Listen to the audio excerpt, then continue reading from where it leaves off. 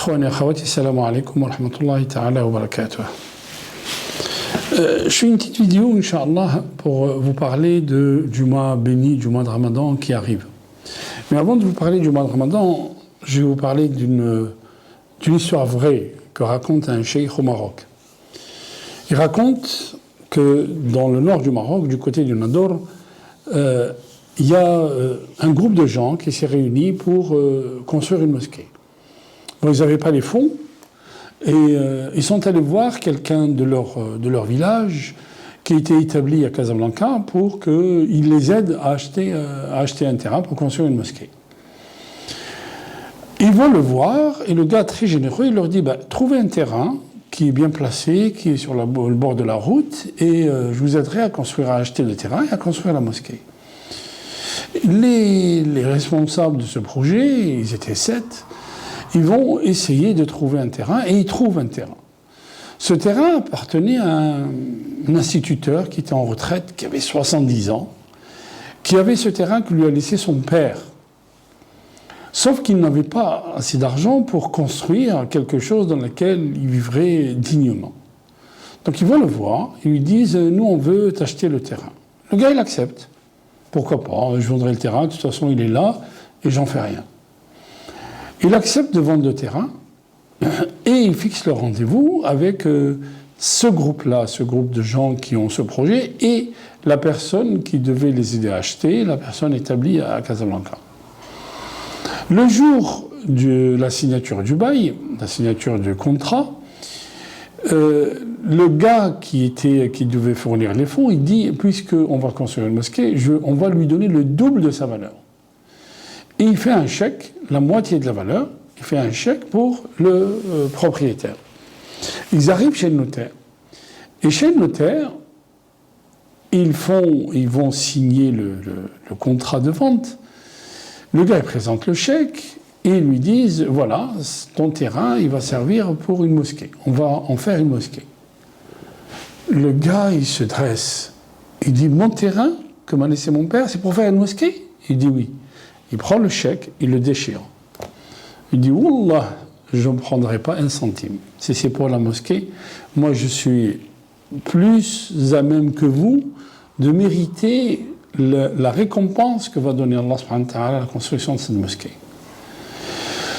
Le gars qui a participé en donnant les fonds, l'homme d'affaires, il dit, je ne me suis jamais senti aussi petit que ce jour-là.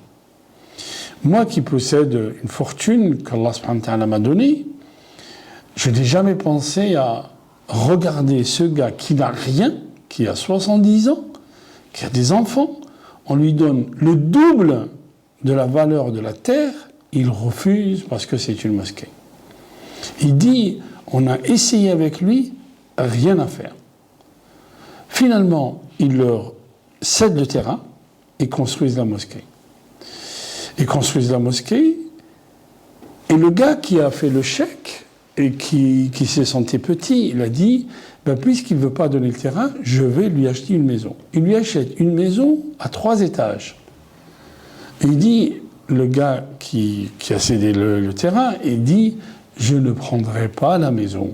J'ai cédé le terrain pour Allah, je veux faire un commerce avec Allah. Je ne veux pas de ta maison. L'homme d'affaires, il dit, je ne dormais plus.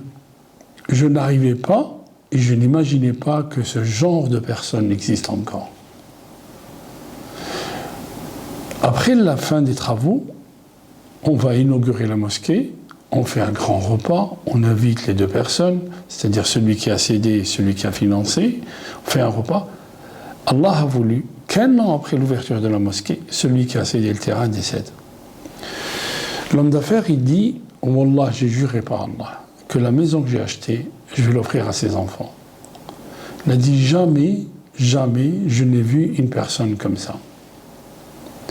Pourquoi je vous raconte cette histoire?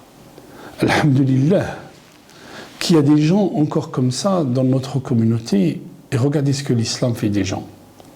Regardez comment l'islam élève la personne. Regardez quand quelqu'un, il sait que quand il investit ici, il le trouve chez Allah. Que la vie ici est éphémère. Voilà. Ramadan arrive. beaucoup de questions nous sont posées sur quelqu'un qui ne peut pas jeûner. Qu'est-ce qu'il doit faire? Une femme, par exemple, qui est enceinte ou qui allaite ses enfants ou qui allaite son bébé.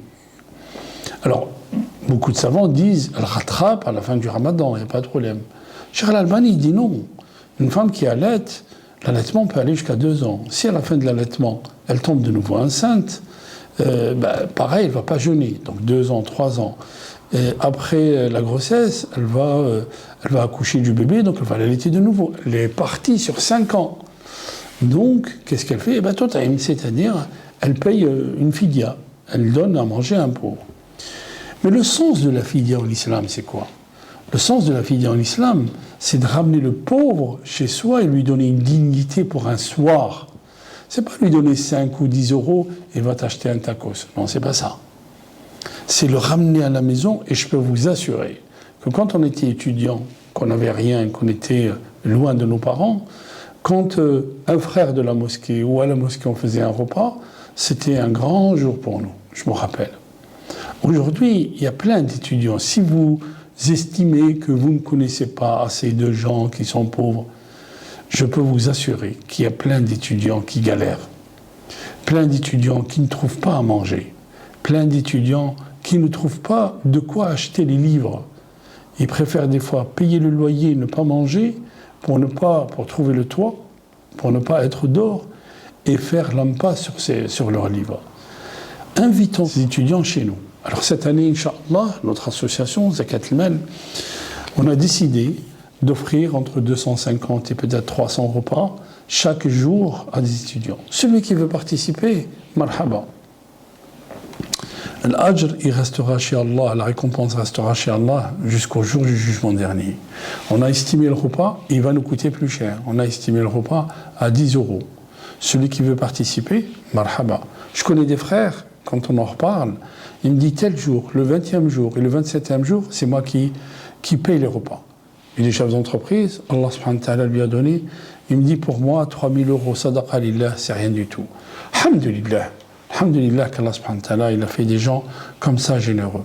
Alors, Ibn Abbas, il disait, le prophète était très généreux, mais il était encore plus généreux pendant le mois de Ramadan. Pourquoi? Parce que le mois de Ramadan, c'est un lien avec le Coran, un lien avec Allah. Le Coran, qu'est-ce qu'il nous apprend? Que le lien avec Allah, le prophète donnait une donation de celui qui ne craignait pas la pauvreté. Alors ce mois qu'Allah subhanahu wa ta'ala nous a gratifié par la présence de ce mois, qu'Allah nous bénisse dans ce mois, Inch'Allah, et qu'Allah nous donne la force et la volonté de faire du bien autour de nous et d'améliorer les conditions de vie de certains de nos compatriotes, de nos coreligionnaires, des gens qui souffrent, des gens qui sont pauvres, qui soient loin ou à côté de nous. Qu'Allah facilite à tout le monde. Barakallahu fikum. رمضان كريم وكل عام وأنتم بخير إن شاء الله والسلام عليكم ورحمة الله تعالى وبركاته